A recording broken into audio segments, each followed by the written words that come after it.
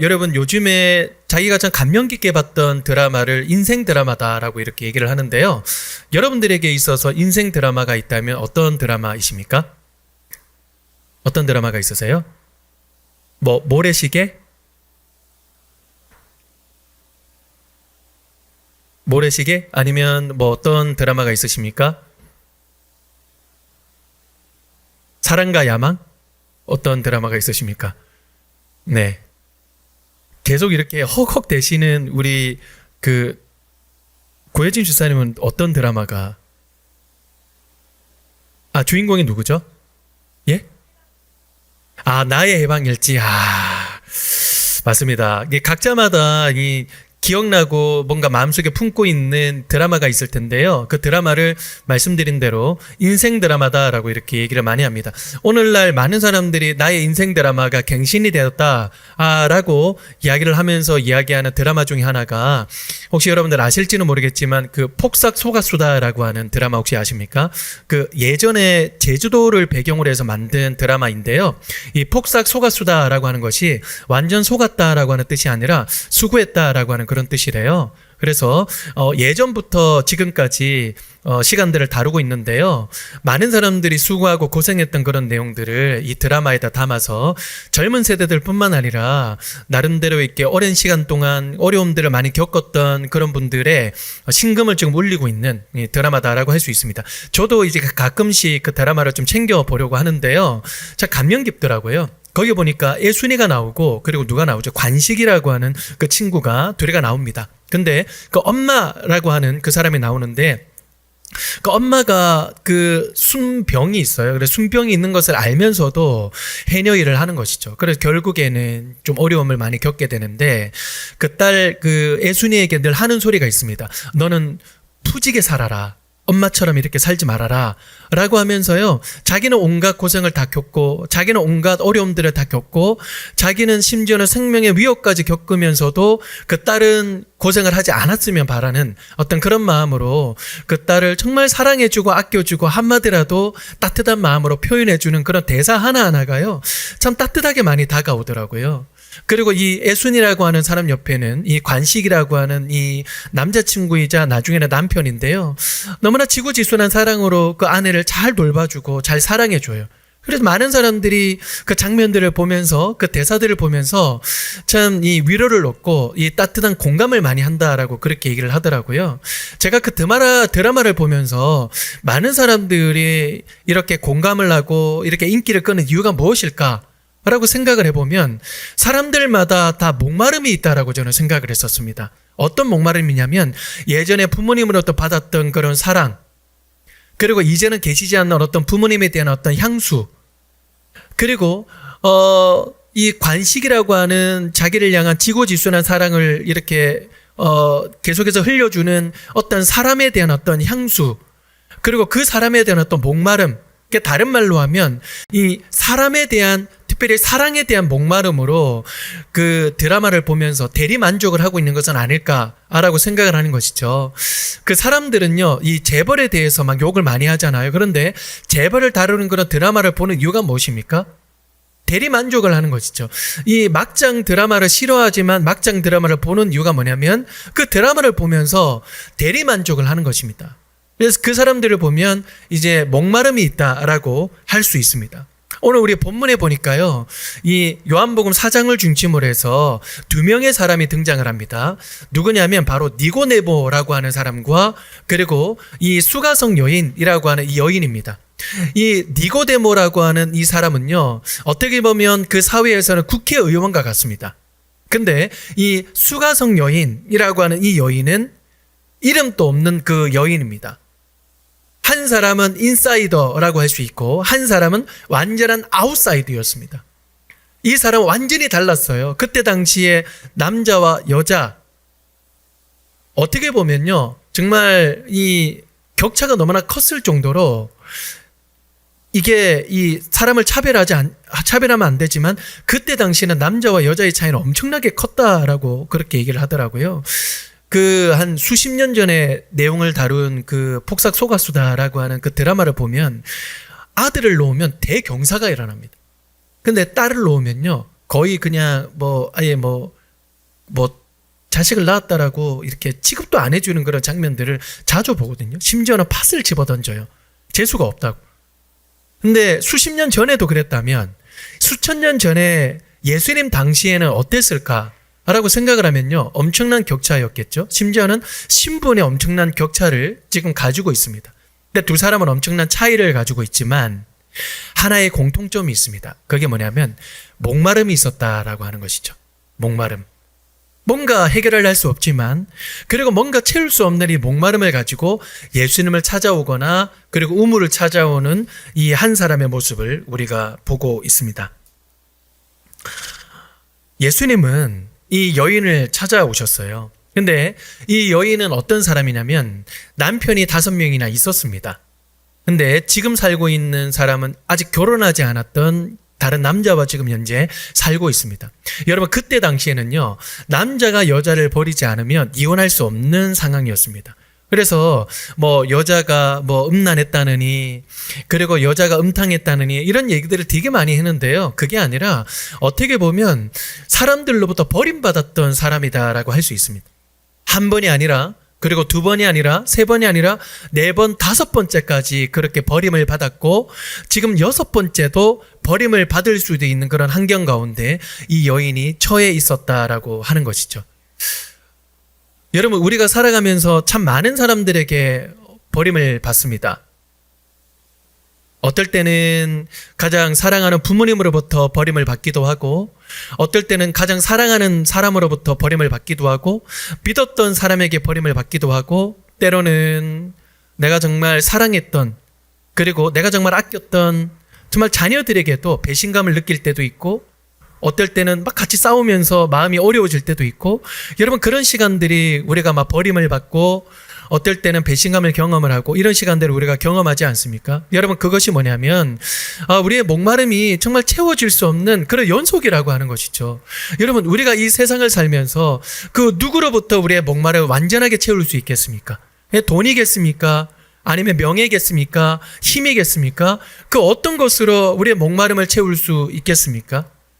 그런데요, 이 여인은요, 한 사람도 만족되지 않았고, 2사람도 만족되지 않았고, 3사람도 만족되지 않았고, 5사람, 심지어는 6사람까지 계속해서 어떤 이 사람을 붙들면서 의지하면서 살아갔던 이 모습을 보게 됩니다. 그때 당시에 가부들이 많았거든요. 남편이 없는 사람들이 많았거든요. 그럼에도 불구하고 나는 절대로 이것 없으면 안 돼. 라고 하면서 끝까지 어떤 사람을 쫓아 살아가면서 그 사람을 의지하고 또 그 사람을 어떻게 보면 쫓아 살아가는 이 여인의 모습을 우리가 보게 됩니다. 톨스토이의 사람에게는 땅이 얼마나 필요한가라고 하는 그런 작품이 있는데요. 그 작품에 보면 어떤 사람이 그 땅을 공짜로 주겠다라고 얘기합니다. 근데 조건이 하나 있어요. 당신이 밟는 땅 모든 땅들마다 당신에게 땅을 다 주겠다. 근데 해가 떨어지기 전까지는 이 시작했던 그 시작점까지 다시 돌아와야 된다. 라고 그렇게 제안을 합니다. 그러니까 이 사람은요, 아침에 일찍 일어나서 땅을 밟기를 시작을 합니다. 땅을 밟기를 시작을 하는데 어떤 마음으로 땅을 밟기를 시작을 하느냐면, 나는 더 많이 가질 것이다. 그리고 나는 저 사람보다 더 많이 가질 것이다. 라고 하는 하나의 목표를 가지고 계속해서 밟고 가요. 계속해서 밟고 가요. 근데 하나의 조건이 있지 않습니까? 다시 돌아와야 돼요. 다시 돌아오지 않으면 아무리 자기가 이 먼 땅을 걸었다 할지라도 그 땅은 자기께 되지 않습니다. 한참을 걷다가 이제는 돌아가야 되겠다 라고 순간적으로 생각을 하고 출발했던 지점으로 다시 돌아오는데요. 얼마나 이 숨가쁘게 밟았다가 다시 돌아왔던지 시작점에 딱 돌아오기 직전에 엎어져서 죽게 됩니다. 그리고 그 사람에게는 죽었던 그 평이 바로 2평밖에 되지 않는 그런 평수에 이 사람은 죽었다라고 얘기하는 것이죠. 그러면서 톨스토이는 그 작품을 통해서 이렇게 사람들에게 얘기합니다. 사람들에게 필요한 것은 죽을 때 누릴 수 있는 딱 2평의 땅밖에 없다라고 그렇게 얘기를 하는 것이죠. 여러분 이 여인의 모습을 보면요. 목마름이 있는데 이 목마름을 어떤 것으로 채우려고 하느냐면 2가지입니다. 첫 번째, 내가 조금 더 많이 내가 조금만 더 라고 하는 그런 목마름에 지금 치에 있고요. 그리고 일시적인 쾌락에 지금 치게 있습니다. 그래서 내가 일시적인 이런 것들에, 그리고 내가 조금만 더 이렇게 되면 내가 조금 더 이게 만족이 되고 해결이 되겠지라고 그렇게 생각을 했지만 단 하나도 해결하지 못했고, 또 그 사람에게 있었던 그런 종교도 이 사람의 그 갈급함과 그리고 이 사람의 목마름을 해결하지 못했습니다. 그리고 심지어는요, 내가 이 사람보다 조금만 더라고 하는 이런 이 갈급함들은 어디로 더 이렇게 발전을 하게 되느냐면 저 사람보다 더라고 하는 이 비교의식에 발전할 수밖에 없다라고 하는 것이죠. 오늘 우리 본문 말씀을 보니까 4장 2절 말씀, 1절 2절 말씀 제가 한번 읽어드리도록 하겠습니다. 예수께서 제자를 삼고 세례를 베푸시는 것이 요한보다 많다 하는 말을 바리새인들이 들은 줄을 주께서 아신지라. 예수께서 친히 세례를 베푸신 것이 아니요 제자들이 베푸신 것이라. 여기에 보니까요, 사람들끼리 지금 논쟁이 일어나고 있습니다. 어떤 논쟁이 일어나냐면 예수님께서 제자를 삼아서 세례를 베푸는 건데 세례 요한보다 세례를 베푸는 사람이 더 많다라고 하는 지금 소문이 계속해서 퍼쳐지고 있는 거예요. 그런데 예수님께서 친히 세례를 베푸신 것이 아니라 제자들이 세례를 베푸신 것이죠. 그러니까 사람들은요, 끊임없이 사람을 판단할 때 경쟁적으로 판단을 하는 거예요. 그러니까 예수님이 세례를 베푸신 것은 맞냐?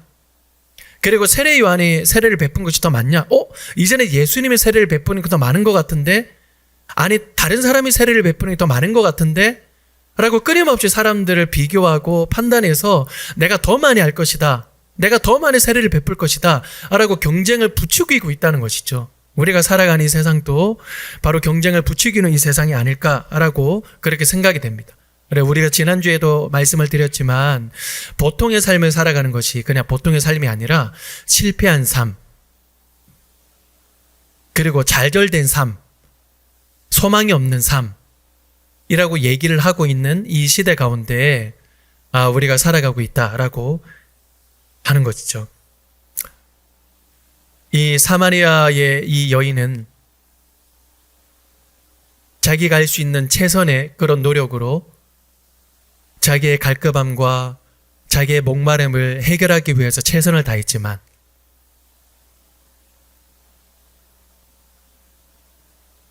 다른 사람에게 뒤처지지 않기 위한 그 목적 하나를 놓고 최선을 다했지만 결국에는 사람들이 아무도 찾아오지 않는 태양이 내려지는 그 12시에 우뭇가를 찾는 이 시간들을 지나가고 있습니다.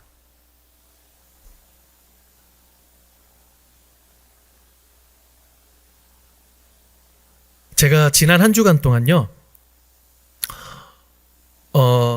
이제는 이 여러 가지로 좀 이렇게 구색을 갖춰놓고 뭔가 설치를 해두고 이렇게 했으니 이제는 내가 조금 더 말씀에 또 기도에 내가 조금 더 집중해야 되겠다. 그래서 1년 동안의 어떤 말씀 전체, 그리고 어떻게 내가 목회를 앞으로 좀 이어갈지, 또 홍보는 어떻게 할지에 대해서 한번 일주일 동안 집중해서 한번 달려가 봐야 되겠다라고 제가 생각을 했는데요. 마음에 작심을 했거든요. 그런데 지난 일주일 월요일부터 금요일까지 내내 병원에 왔다 갔다 했습니다. 그러니까 왜 그런지는 모르겠는데 갑자기 급성 장염이 오기도 한 것 같고 맹장염이 도진 것 같기도 하고 갑자기 막 몸살 기운이 막 돋으면서요, 거짓말하지 않고 정말 일주일 내내 거의 집에서 알아 누워 있었습니다. 저희 아내와 제 주위의 사람들이 너무나 이 걱정을 할 정도로요, 아무것도 못하고 그냥 알아 누워 있었어요. 그래 병원에 제가 거의 매일마다 갔거든요. 근데 병원에 갔더니 진찰을 보시는 분이 이게 왜 이런지 모르겠습니다. 이게 병명을 잘 모르겠습니다. 이게 애매합니다. 이게 맹장염인 것 같기도 하고, 그리고 이게 뭔가 병이 있는 것 같기도 하고, 이게 감기 몸살인 것 같기도 한데 이게 뭔지 모르겠습니다. 근데 제가 어떻게 하면 좋겠습니까? 라고 하길래 맹장염일 가능성이 있는데요. 배가 많이 아프시면 찾아오십시오. 그러더라고요. 배가 많이 아프시면. 다른 답은 없는 거예요. 그리고 감기 몸살이면 약 먹고 아마 끝날 겁니다. 라고 이렇게 얘기를 하고요. 장염이시면 아마 설사를 하게 될 것입니다. 예, 그러면은 병원에 찾아오셔서 장염약을 드시면 됩니다. 그러니까 아프기까지 기다리라고 얘기를 하더라고요. 그래서 그냥 일주일 내내 알아 누웠어요. 그래서 제가 아무것도 못했습니다. 진짜 아무것도 하지 못하고 일주일 내내 이렇게 알아 누워 있는데요. 정말 마음이 낙담이 되다 못해 화가 나더라고요. 화가. 나는 왜 이렇게 약할까? 나는 왜 이렇게 되는 게 없을까? 그리고 난 이렇게 작정해가지고 이렇게 한번 제대로 한번 박차를 한번 가볼 생각인데, 나는 왜 이렇게 알아 누워서 아무것도 하지 못할까? 라고 하는 그런 생각 때문에요. 진짜 막 가슴이요. 진짜 뭐 망갈래로 찢어지는 그런 느낌 막 들더라고요. 그래서 제가 교회는 와야 되겠고, 그러면 제가 이 뒤에 사무실에 있는 바닥 불을 켜놓고 막 3시간에 4시간에 그렇게 자고 있었거든요. 그러면서 막 일어나면 하나님 앞에, 하나님, 저는 왜 이렇게 약할까요? 하나님, 저는 왜 이렇게 부족할까요? 하나님, 저 왜 이렇게 가려고 하는데 내 마음대로 되는 게 없을까요? 그러면서 하나님 앞에 막 이렇게 원망하고, 또 어떨 때는 하나님 앞에 막 따지듯이 이렇게 기도를 했거든요. 근데 제가 저 자리에서 일어나서 기도를 하는데 예전에 제가 경험을 했던 하나의 경험이 딱 떠올랐습니다. 그 어떤 경험이었냐면, 제가 어떻게 보면 꿈에 그리던 그런 대학교를 들어가서 우리 부모님들도 너무나 좋아하고, 야, 이제는 취직은 걱정이 없겠다. 라고 하는 그 학교를 제가 딱 들어갔을 때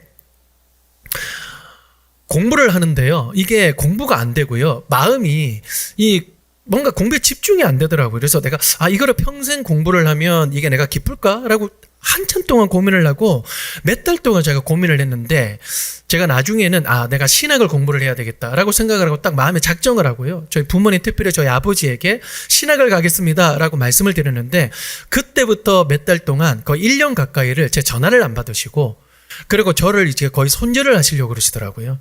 왜냐하면 저희 아버지는 제가 가난했기 때문에 신학교를 가는 것을 정말 극히 싫어했거든요. 근데 제가 신학교를 가겠다라고 하니까 진짜 싫어했던 것이죠. 그래서 제가 신학을 위해서 이 부산에서 서울로 올라왔는데 아는 사람이 하나도 없습니다. 수중에 제가 들고 있는 돈이라고는 이제 첫 학기 등록금, 그리고 첫 학기 기숙사비, 이거밖에는 없었거든요. 근데 올라왔더니 아는 사람 아무도 없고, 그리고 아버지는 전화를 받지 않고, 그리고 수중에 있는 돈은 하나도 없고, 제가 등록을 하고 그리고 기숙사에 딱 들어갔는데요. 나중에는 잔고가 500원 찍히는 걸 제가 경험을 했습니다. 그러니까요, 진짜 앞이 캄캄하더라고요. 앞이 캄캄했어요. 그 다음 학기가 됐는데 등록할 돈이 없었습니다. 등록금을 위해서 그렇게 기도를 하고 있었고요. 심지어는 기숙사에 들어갈 수 있는 돈이 하나도 없는 거예요. 그러니까 어떻게든 제가 기숙사에서 뻗팅기려고 끝까지 제가 짐을 두고 이렇게 지키고 있었는데 쫓겨났습니다. 기숙사에서. 제가 갈 데가 없고 다시 부산으로 돌아갈 수는 없잖아요. 자, 신학을 공부를 계속 해야 되니까 내가 어떻게 하면 좋을까? 근데 신학교 내에 보면요, 24시간 오픈해두는 기도실이 있습니다. 기도실에 제가 들어가가지고요, 기도하는 척 하면서 새벽 1시에 들어가가지고 이제 새벽 6시에 나오는 거예요. 거기 보면요, 학생들이 나와서 막 기도하고 이럴 때도 있어요. 그러면 새벽 3시까지 막 기도하는 그런 학생들도 있거든요. 그럼 밖에 제가 기다리면서 저주하는 거죠. 제발 좀 나와라. 기도 좀 끊고. 제발 좀 나와라. 에? 뭐 이렇게 중언부언하냐. 빨리 좀 나와라. 에?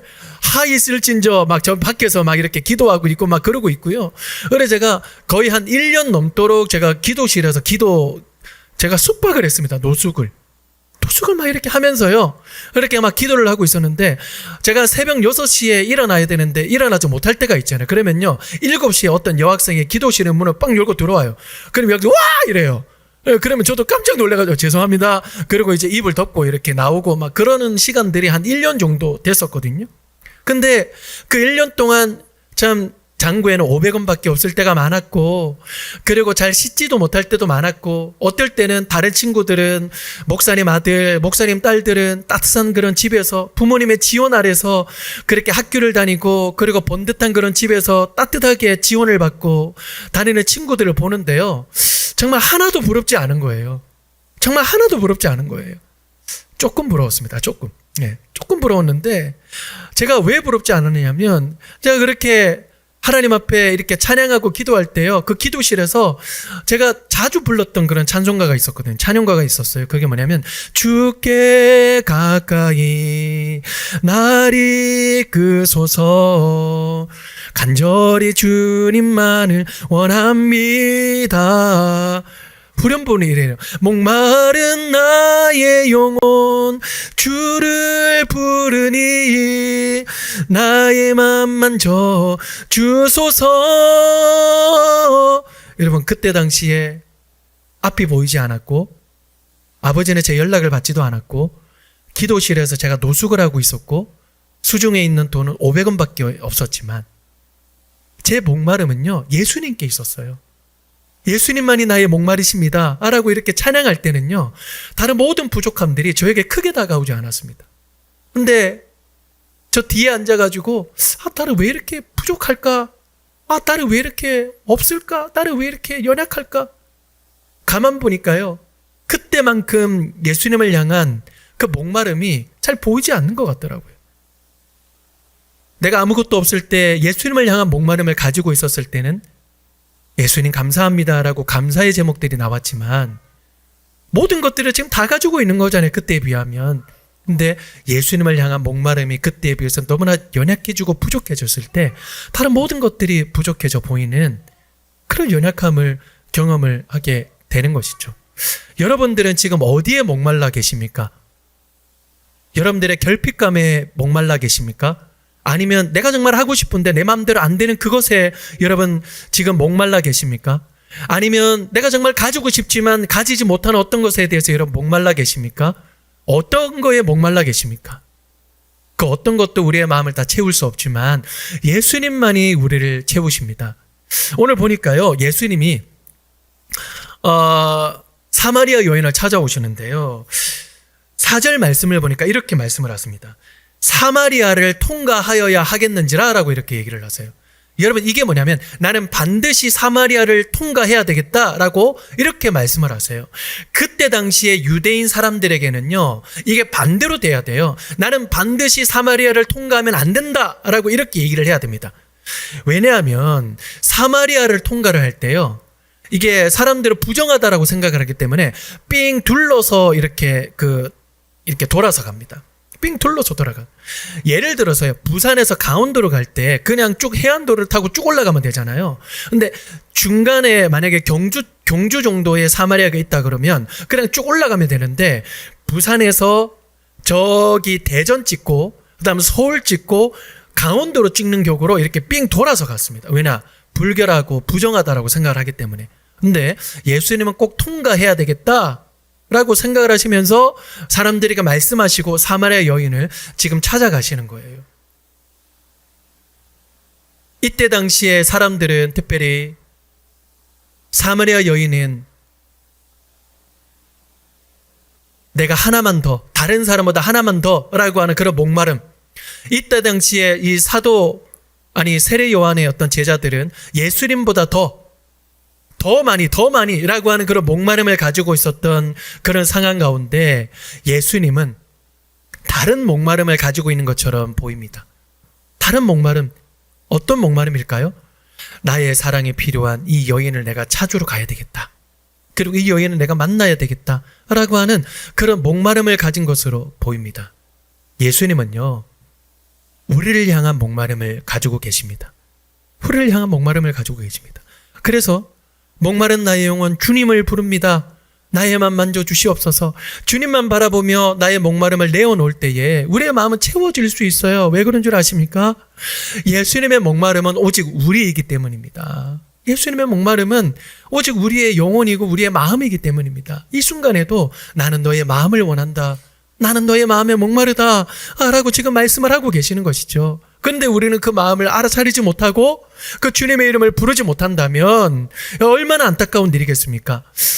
불교도가 나오는 영화인데요, 좀 제가 인상 깊은 장면이 하나 있어서 제가 말씀드릴 테니까 양해하고 들어주시면 너무나 감사를 드리겠습니다.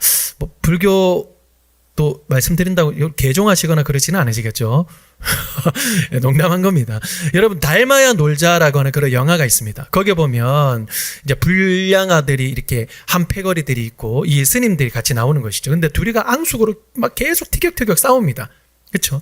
근데 티격태격 싸우니까 큰 스님이 나오셔가지고, 자, 너희들이 티격태격 싸우는데 이 결정적으로 누가 이기는지 이걸로 한번 겨눠봐라 라고 하면서 큰 스님이 숙제를 하나 내줘요. 어떤 숙제냐면 항아리인데요, 밑독이 다 깨져 있습니다. 자, 여기에 너희들이 손으로 틀어맞거나 아니면 뭐로 이렇게 틀어맞거나 하여튼 어떻게든 한번 노력을 한번 해봐서 이 깨진 이 장독대를 물로 한번 가득 채워봐라 라고 하면서 숙제를 딱 내줘요. 그러니까요, 뭐 스님 편이든 아니면 이 불량아 편이든 최선을 다해서 그 깨진 항아리를 채우려고 최선을 다해요.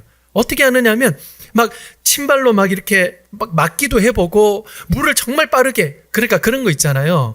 이게 새어 나오는 물의 속도보다 이 붓는 속도가 더 빠르면 이렇게 채워지지 않을까라고 하는데, 무한도전 여러분 아시죠? 무한도전. 그러면서 계속 쏟아붓는 거예요. 계속 쏟아붓고요. 어떤 사람은 스님인가요? 스님은요, 이 민머리를 가지고 그 깨진 그 장독대를 이렇게 막으려고 그럽니다. 근데 여러분, 그게 됩니까? 최선을 다해가지고요, 그 장독대 깨진 것을 이렇게 물을 가득 채우려고 그러는데 안 되는 거예요. 근데 주인공이 뚝 하고 나오더니 장독대를 딱 듭니다. 그래서 연못가에다가 장독대를 팍 하고 던져요. 그러니까 그 장독대에 물이 가득 넘치는 것 아니겠어요? 그러니까 맞다, 승이라고 해서 그 스님이 승이 아니라, 아니 이렇게 좀 이렇게 오해가 될 수 있. 스님이 승리가 아니라 그 불량배 거기가 승리라고 이렇게 된 것이죠. 이 불량배가 스님을 찾아와서, 스님, 우리는 불량하고 아무것도 도움이 되지 않는 그런 사람들인데 왜 우리를 이뻐해 주십니까? 라고 이렇게 얘기를 해요. 그러니까 그분이 하는 말씀이, 너 아까 장독대에 물을 어떻게 채웠냐? 그냥 집어 던졌습니다. 그러니까 그분이 이런 얘기를 해요. 너희들을 내 마음에 그냥 집어 던졌다. 그래서 나는 너희들을 사랑하기로 결정했다라고 그렇게 하는 것이죠. 우리들의 결핍, 우리들의 부족함, 우리들의 목마름이 그 어떤 것이라고 할지라도요, 하나님은 우리의 모든 영혼들을 그 대사처럼 자기의 마음 가운데 던지셨습니다. 우리가 그분의 이름을 부를 때, 그분의 이름을 찬양할 때, 그분 앞에 나아갈 때 우리가 깨진 것이 그 무엇이라고 할지라도 우리는 충만하게 채워질 수 있습니다. 우리에게는 다른 것이 필요한 것이 아니라 바로 예수님의 목마름이 필요합니다.